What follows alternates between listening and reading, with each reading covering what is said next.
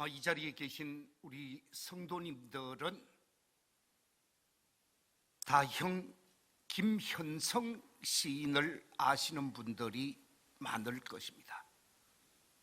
다형 김현성 시인은 우리 신앙인들이 아주 즐겨 묵상하게 되어지는 가을의 기도라는 시를 쓴 주인공이죠. 이 김현성 교수가 우리에게 남긴 시 가운데 아버지의 마음이라고 하는 시가 있습니다. 오늘 말씀을 시작하면서 이 시를 소개하면서 말씀을 펼쳐가고자 합니다. 아버지의 마음, 고 다형 김현성.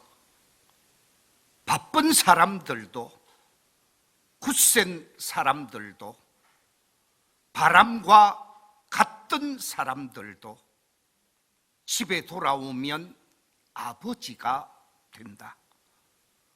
어린 것들을 위하여 난로에 불을 피우고 그네에 작은 못을 박는 아버지가 된다. 저녁 바람에 문을 닫고 낙엽을 줍는 아버지가 된다. 세상이 시끄러우면 줄에 앉은 참새의 마음으로 아버지는 어린 것들의 앞날을 생각한다. 어린 것들은 아버지의 나라다. 어린 것들은 아버지의 동포다. 아버지의 눈에는 눈물이 보이지 않으나 아버지가 마시는 술에는 항상 보이지 않는 눈물이 절반이다. 이 시를 보면 세상의 모든 아버지가 자녀들을 얼마나 사랑하는지, 자녀들을 위해 얼마나 많은 마음을 기울이는지, 자녀들을 아버지의 나라로, 아버지의 동포로 표현하면서 큰 마음으로 자녀들을 사랑하는 마음이 있습니다. 아버지가 마시는 그 술 한 잔에 눈에 보이지 않는 눈물이 가득하다라고 하는 이 표현을 통해서 얼마나 자녀들을 사랑하는지, 얼마나 자녀들을 염려하는지, 얼마나 고심하는지를 확인할 수가 있습니다. 그렇습니다. 부모님들은, 아버지와 어머니들은 자녀들에 대한 모든 염려, 걱정, 근심 다 하면서 우리 자녀들이 잘 되기를 원하고 우리 자녀들이 복 있는 사람으로 이 땅에 살아가기를 기대하고 기도하고 기다리는 분들이지요. 오늘은 우리 교회가 어버이 주일로 지키는 날입니다. 이 어버이 주일은 자녀들을 위해 수고하고 헌신하신 부모님, 부모님들의 은혜와 부모님의 사랑에 감격하면서 부모님을 향하여 우리의 작은 마음을 드리는 주일이 바로 어버이 주일입니다. 이 어버이 주일을 통해서 저는 오늘 말씀의 제목을 자녀에게 주시는 하나님의 말씀이라 하는 제목으로 말씀을 받으면서 이 시간 우리 교회에 속한 모든 어버이들과 모든 자녀들이 이 말씀에 합당한 믿음의 길을 걸어가며 하나님의 은총을 입는 복된 성도들이 다 되시기를 주의 이름으로 축원합니다. 오늘 본문 속에서 우리 자녀들에게 주시는 하나님의 말씀을 두 가지로 소개하고자 합니다. 제일 첫 번째, 자녀들에게 주시는 하나님의 말씀이 무엇입니까? 오늘 본문 1절에서 이렇게 말씀하고 있습니다. 자녀들아, 주 안에서 너희 부모에게 순종하라. 이것이 옳으니라. 주님 안에서 순종하며 삶을 살 것을 말씀하고 있습니다. 주님의 은혜 안에서, 주님의 말씀 안에서, 주님을 믿는 신앙 속에서 부모님께 순종하고 부모님을 받들어 섬기는 삶을 살 것을 말씀해 주고 있는 것이죠. 자녀들 가운데 이렇게 질문할 자녀들이 있을는지 모르겠습니다. 왜 우리가 부모님에게 순종해야 합니까? 왜 우리가 부모님에게 순종하는 삶을 살아야 하겠습니까? 우리 교회는 그런 사람이 없을는지 모르겠지만 세상 속에 그런 사람들이 의외로 많은 것 같습니다. 그런데 왜 우리가 부모님께 순종해야 하는가? 부모님은 나를 이 땅에 존재케 하신 나의 뿌리가 되시고 나의 근원이 되시고 나의 시작이 되시는 분입니다. 부모님이 없는 사람, 이 땅에 존재할 수가 없는 것이지요. 부모님은 나를 잘되게 하시는 분이요, 복되게 하시는 분이요, 형통케 하시는 분이요, 존귀케 하시는 분이요, 우리 자녀들이 세상 그 어떤 사람들보다 잘되기를 기도하시고 잘되기를 염려하시고 걱정하시면서 자녀들을 위해 보이건 보이지 않건 후원하시는 분이고 도우시는 분이기에 우리는 부모님의 말씀에 순종하는 것이 곧 내가 잘되는 길이고 내가 형통케 되어지고 내가 축복을 받는 길이기에 부모님의 말씀에 순종해야 한다는 거지요. 창세기 22장에 보면 하나님께서 아브라함을 찾아오게 되어집니다.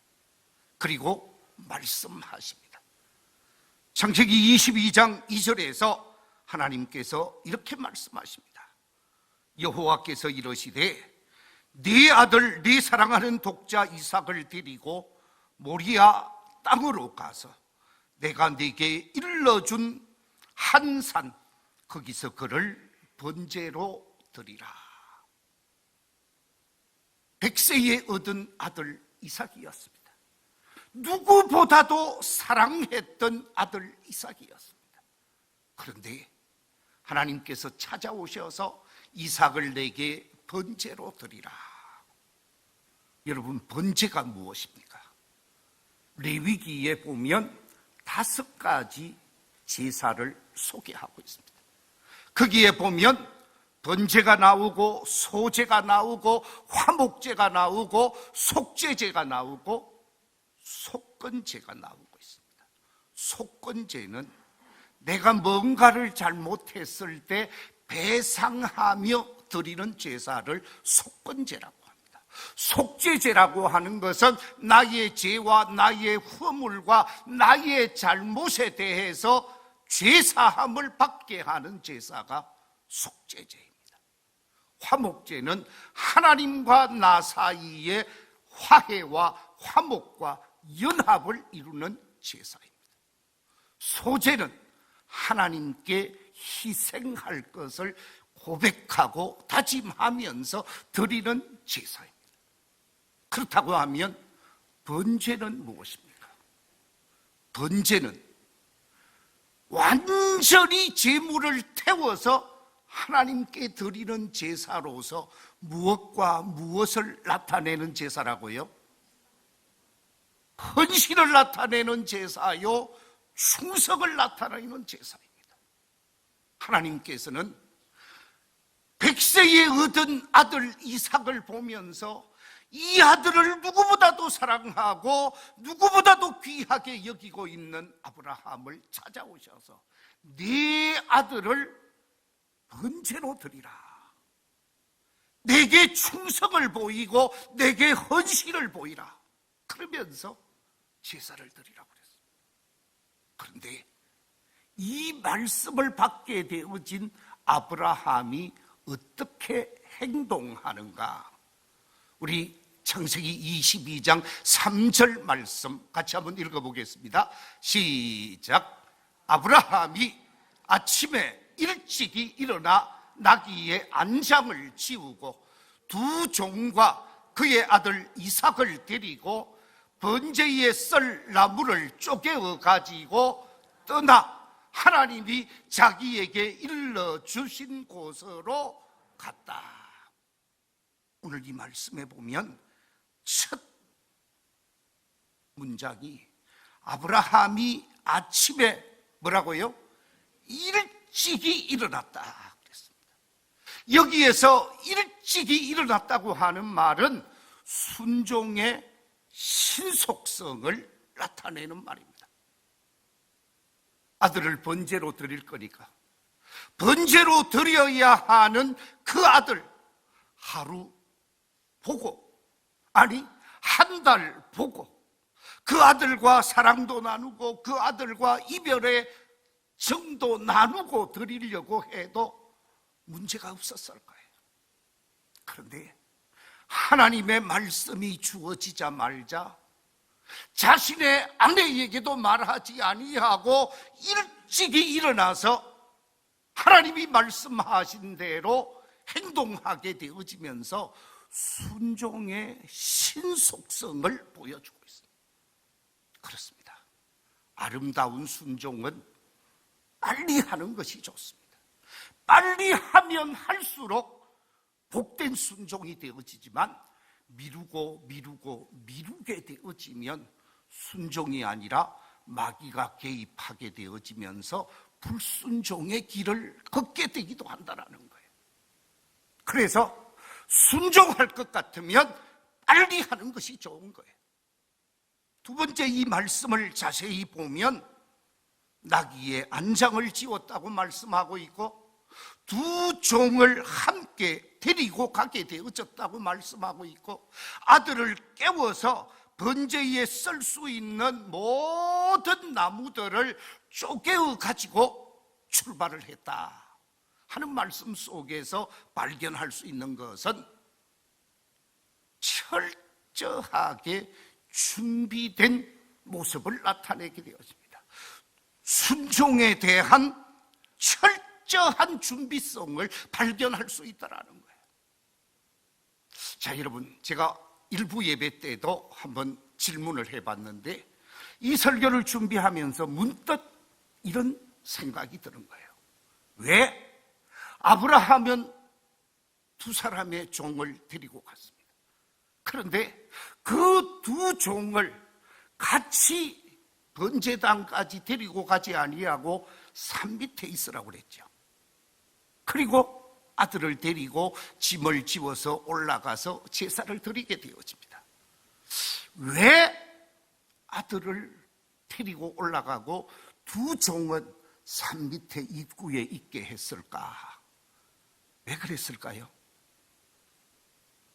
여러분의 생각은 어떻습니까?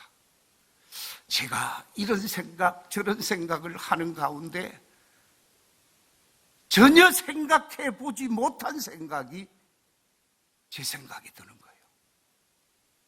여러분은 어떻게 생각하는지 모르지만 종을 밑에 두고 아들을 데리고 올라가서 번제를 드리려고 했는데 아들이 아버지 말을 안 듣는 거예요. 그리고 영감 미쳤구만. 그러면서 만약에 산을 내려서 내려가려고 하면 밑에 놓아준 두 종에게, 종들에게 소리쳐서 저놈 잡아라, 잡아서라도 하나님 앞에 드리려고 그렇게 하지 않았겠는가. 이것은 저의 상상입니다. 어쨌든 아들을 데리고 제단을 만들고, 성경에 보면 아들이 결박되어진 채 제단 위에 누워있게 되어지고, 아브라함이 칼을 뽑아서 찌르려고 하는데 하나님의 사자가 아브라함아 아브라함아 참으라 참으라 그러면서 찌르지 못하게 하고 숯불에 걸려있는 수염소를 발견해서 번제로 드리게 하시는 모습이 나타나게 되어집니다. 자, 여기서 하나님의 말씀에 순종한 아브라함, 그것도 철저히 순종하고자 하는 아브라함. 그런데 그 아브라함이 아들을 번제로 드리려고 했는데 아들이 제물로 제단 위에 올라갈 수 있었던 근거가 무엇인가? 어떻게 해서 이삭이 결박되어진 채 번제단 위에 올라갈 수 있었을까? 아무리 생각해도 답이 없어요. 딱 답은 하나입니다. 아버지가 하나님의 말씀에 순종하는 것처럼 나도 아버지의 말씀에 순종하겠습니다. 하나님이 말씀하신 그 말씀이라면 하나님의 말씀에 순종하겠습니다. 이중 순종의 신앙 고백이 누워있는 모습이 아니겠는가? 그거 말고 여러분 다른 답을 찾을 수 있겠어요?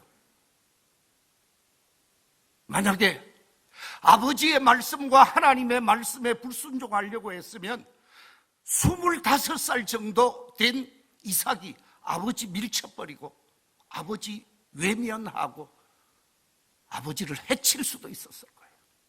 그런데 아버지의 말씀에 순종하는, 비록 그것이 이성적으로 잘못되어진 것처럼 보이고 비록 그 같은 행동이 비이성적인 잘못된 모습인 것처럼 보이지만 아버지의 말씀에 순종하는 이삭의 모습을 보게 되어집니다.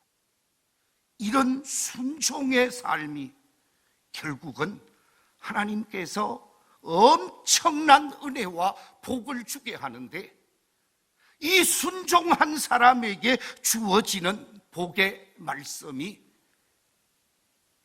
아브라함에게는 창세기 22장의 복이 주어지지만 이삭에게 주어진 복은 창세기 26장 속에 기록되어져 있는데, 그 가운데서 대표적인 말씀 저를 한번 따라해 주시면 감사하겠습니다. 여호와께서 이삭에게 복을 주심으로 그가 창대하고 왕성하여 마침내 거부가 되었더라. 할렐루야. 하나님의 말씀에 순종한 이삭, 아버지의 말씀에 순종한 이삭, 이 이삭을 하나님께서 이렇게 축복하시는 모습이 나타나고 있습니다.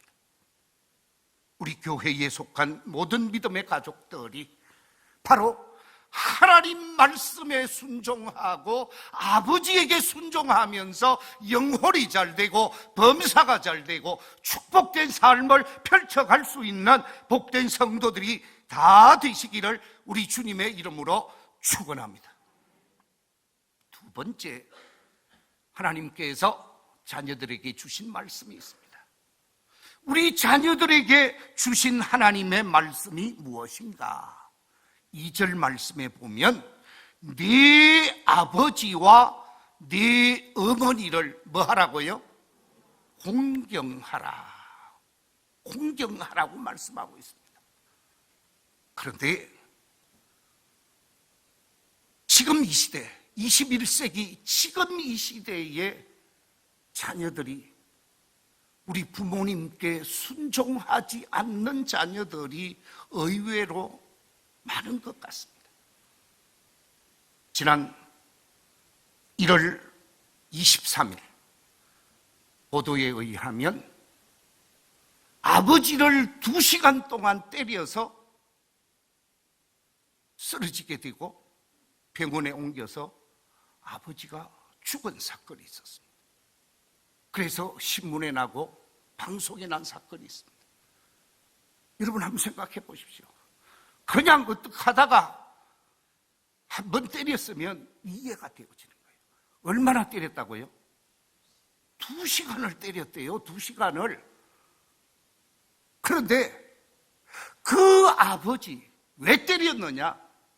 2가지 이유 때문이었어요. 첫째는 작년에 어머니가 세상을 떠났는데 부주돈을 받잖아요. 부주가 너무 적게 들어온 것이 문제랍니다. 혹시 부주가 많이 들어왔는데 아버지가 좀 뒤로 이렇게 챙겼는지는 모르겠는데 부주돈이 적게 온 것에 관해서 아버지에게 화풀이를 했다는 거예요. 2번째 이유는 참 가관이에요. 아버지가 땅을 좀 가지고 있었던 것 같습니다. 아버지가 논을 가지고 있고 산을 가지고 있고 밭을 가지고 있었던 것 같아요. 그런데 그 부동산을 자식 몰래 매매를 해버렸어요. 자식 몰래 매매를 했는데 그것이 한 1년 지나고 난 다음에 부동산 값이 엄청나게 올랐다는 거예요. 그러니까 몰래 땅 팔았다고 술 먹고 아버지를 때린 거예요. 이런 호로 먹 같은 놈이 어디 있습니까? 여러분 그렇지 않습니까? 제가 막 화가 나더라고요. 지난 1월 23일 날 재판 결과가 났는데 아들 30년 구형이 떨어졌더라고요. 속으로 꽃이다. 예. 어떻게 그런 아들이 있습니까? 그런데요, 이런 아들이 한두 사람이 아니에요. 아버지를 때려 숨지게 한 아들. 여러분 인터넷에 한번 쳐보십시오. 얼마나 많이 나오는가. 세상이요, 오늘날 우리 대한민국이 부모를 공경하는 정신이 점점 소멸되어져 가고 있다는 거예요. 여러분 지금 대한민국 전체 인구가 얼마 정도 되는 줄 아세요? 우리나라 인구가 얼마 정도 될까요? 예? 얼마라고요? 예, 눈이 밝아야 돼요. 5,163만 명입니다 지금. 그런데 5,163만 명 가운데 65세 이상 되신 어른들이 얼마라고요? 930명. 거의 5분의 1 정도 가까이 되어져 갑니다. 지금 18%가 이미 넘었습니다. 자, 그런데요, 노인 인구 930만 명, 우리나라 국민소득 작년 말로 이미 3만 4천 부를 넘었다고 얘기를 합니다. 자, 세계 경제대국 10위권에 진입을 했습니다. OECD, 세계 속에 잘 사는 나라 30몇 개 나라지요? 38개 나라입니까? 그런데 그 OECD에 가입된 어른들, 나라의 어른들의 평균 빈곤율이 몇 프로냐? 몇 프로라고요? 15.8%. 그런데 우리나라 노인 빈곤율은 몇 프로라고요? 43%. 경제대국이라고 그러는데 OECD 같은 경우는 평균 100명 중에 15명, 16명이 가난한 어른이라고 한다면 대한민국은 어른들 100명 가운데 43명이 가난한 어른들에 속한다는 거예요. 심각한 문제 아닙니까? 노인들이요, 자살을 하게 되어지는데 전 세계 속에서 노인 자살 1등 국가가 어느 나라일까요? 예, 대한민국이 노인 자살 1위예요. 이런 거는 좀 189등 하면 좋겠어요. 그런데 노인 자살률이 여러분에게 소개되어진 대로 10만 명 가운데 70세, 80세, 70, 80 되신 어른들이 자살하는 게 10만 명 가운데 몇 명이 자살을 한다고? 101명이 자살을 하고 있어요. 이게 우리의 현실입니다. 왜 자살을 하느냐? 자살하는 이유를 노인복지를 연구하는 학자들이 작년에 발표한 논문에 보니까 이렇게 기록하고 있습니다. 첫째, 경제적 어려움 때문에 27.7%, 노인질환, 건강 때문에 27.6%, 셋째, 가족 구성원들 간의 갈등과 가족들과의 단절로 인해 18.6%, 홀로 살아가면서 아무도 찾아오지 않는 외로움 때문에 12.4%. 우리 밀양은 그렇지 않다고 말할 수 있겠어요? 우리 밀양은 이 통계하고 전혀 관련 없다고 말할 수 있겠습니까? 교회는 이런 사회과학을 확인하고 여기에 맞추어서 교회가 감당해야 할 일을 감당해야 할 것입니다. 그것이 시대적 사명을 감당하는 것이고 그것이 하나님의 일을 하는 것이죠. 이처럼 자살이 세계에서 제일 많다라는 거예요. 2021년 노인 학대 현황 보고서가 통계청을 통해서 보건복지부를 통해서 발표가 되었습니다. 그런데 이 보고서에 의하면 2017년에 노인 학대 건수가 신고되어진 게 13,309건이었는데요. 2021년 5년이 지나고 난 다음에 19,391건, 6,000건이 늘어났습니다. 노인 학대에 대한 상담도 2017년도에는 88,919건이었는데 이것이 2021년에는 159,446건으로 배가 되어졌습니다.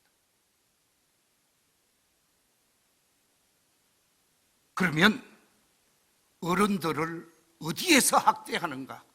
노인을 학대하는 곳이 어디인가? 어딜까요?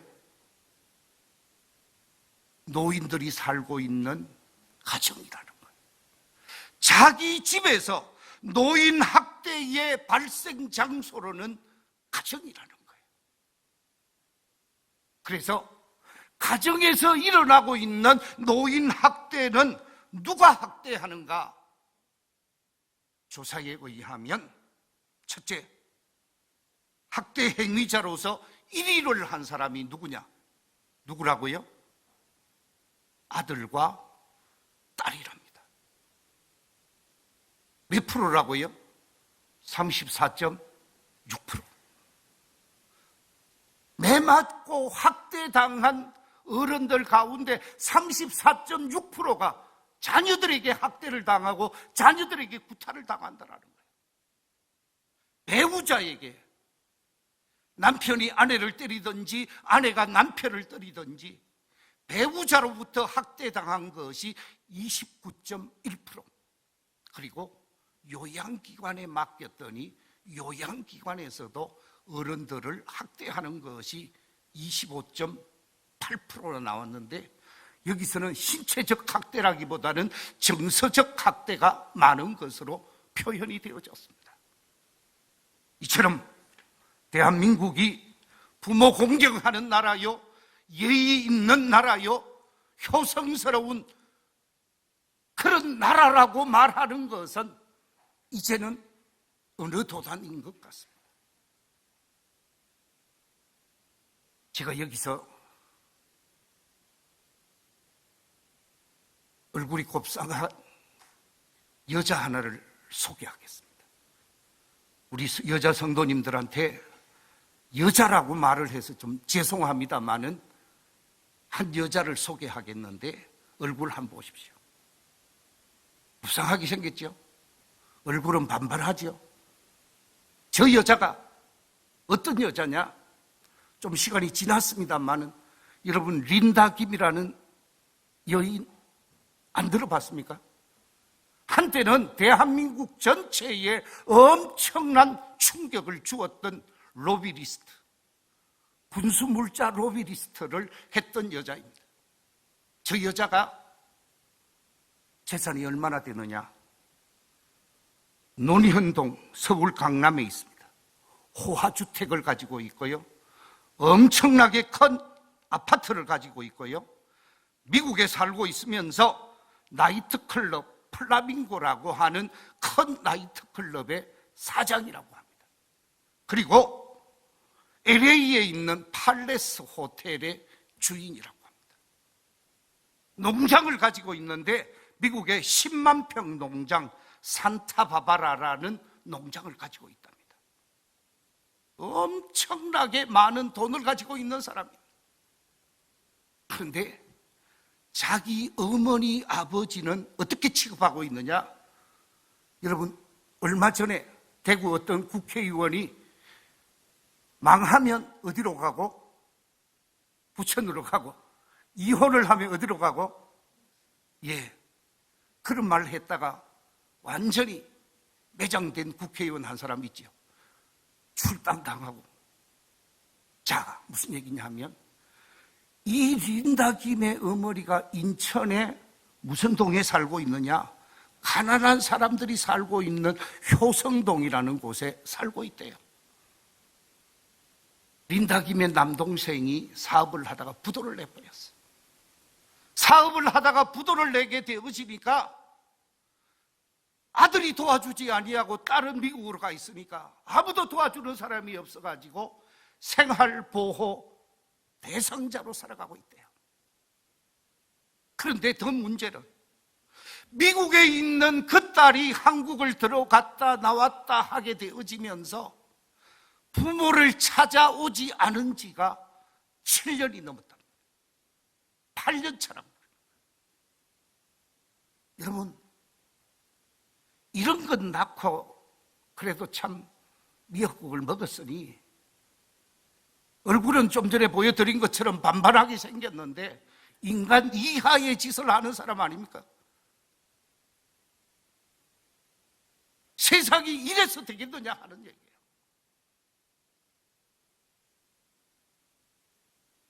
시경에 보면 부모님의 은혜에 관해서 이렇게 말하고 있습니다. 아버님이 나를 낳아주시고 어머님이 나를 길러주셨으니 슬퍼다 아버님 어머님이시여 나를 낳아 기르시느라고 애쓰시었다. 그 깊은 은혜 갚으려면 넓고 큰 하늘처럼 다함이 없겠다. 부모님의 은혜를 갚을 수 없는 아름다운 효심을 말하고 있는데 세상에는 부모 공경이 아니라 부모 학대하는 사람이 늘어나고 있다고 하니 탄복할 일이 아니겠습니까? 우리 교회에 속한 모든 아들, 딸들, 이 자리에 계신 우리 모든 성도들, 부모님의 자리에 있는 사람도 있을 것이고 자녀의 자리에 있는 사람도 있을 것입니다. 하나님이 내게 주시는 이 말씀, 성경에 기록된 말씀으로만 생각할 것이 아니라 내게 주시는 말씀으로 받아서 부모님을 공경하는 아름다운 삶이 우리에게 있어야 하는 줄로 믿습니다. 공경이 뭡니까? 이 공이라고 하는 말은 공손할 공자를 씁니다. 경자라고 하는 말은 공경, 경자를 씁니다. 그렇기 때문에 공경이라는 말은 부모님을 예의 바르게 품격 있게 아주 준비된 모습, 정돈된 모습, 아들로서의 부모님을 잘 받들어 섬기는 것, 함부로 하지 않는 존경심을 가지고 부모님을 섬기는 것을 공경이라고 말합니다.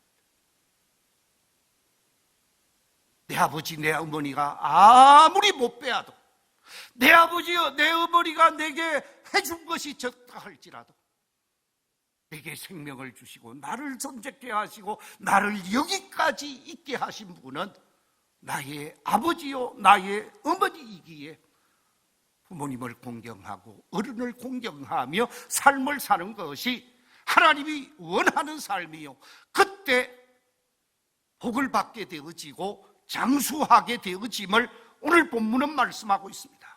이로써 내가 잘되고 땅에서 장수하리라. 그렇습니다. 하나님의 말씀인 십계명 가운데 출애굽기 20장 12절에서 이렇게 말씀하고 있습니다. 네 부모를 공경하라.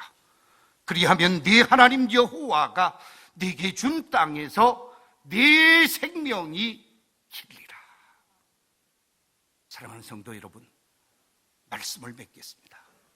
이 어버이 주일을 맞이하면서 사실 저도 아들이기에 부모님에게 잘하지 못해서 또 장모님에게 잘하지 못해서 늘 부끄러운 죄인이긴 합니다만 부모님을 잘 받들어 섬기며 공경하는 것, 그것이 자식의 도리요, 그것이 하나님의 뜻이라는 사실입니다. 오늘 우리에게 두 가지, 하나님께서 자녀들에게 두신 두 가지 말씀, 그 두 가지 말씀은 주 안에서 부모님에게 순종하는 것이라 그랬습니다. 또 하나는 우리 부모님에게 공경하며 살 것을 말씀하셨습니다. 이 말씀에 합당한 믿음의 길을 걸어가면서 하나님이 약속하신 복을 받고 하나님이 약속하신 은총을 입는 하나님의 사람으로, 믿음의 사람으로 오늘을 살아갈 수 있는 복된 성도들이 다 되시기를 주의 이름으로 축원합니다.